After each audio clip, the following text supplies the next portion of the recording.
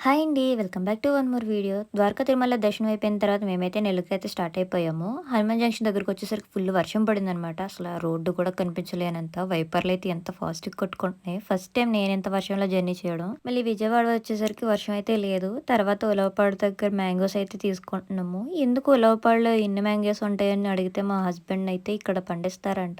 Famous అంట ఉలవపాడులో అయితే mangoes. ఇక్కడ చాలా బావుంటాయి మ్యాంగోస్. టేస్ట్ కూడా చాలా బావుంటాయి.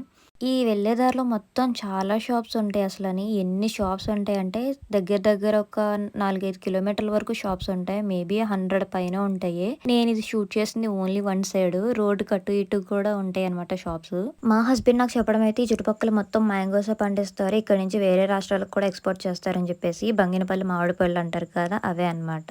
మీకు కూడా ఈ మ్యాంగోస్ అంటే ఇష్టమో లేదో కామెంట్ చేసేయండి. కావలికొచ్చేసరికి అయితే ఫుల్ వర్షం పడింది. ఏంటో రోహిణి కార్తీలో వర్షాలు పడడం వెరైటీ అసలని. ఏంటో మొత్తం రోజులు మారిపోయినాయి కదా! మేమైతే సేఫ్‌గా ఇంటికి రీచ్ అయిపోయాం. అంతే ఇంక వీడియో ఉంటా. Bye bye.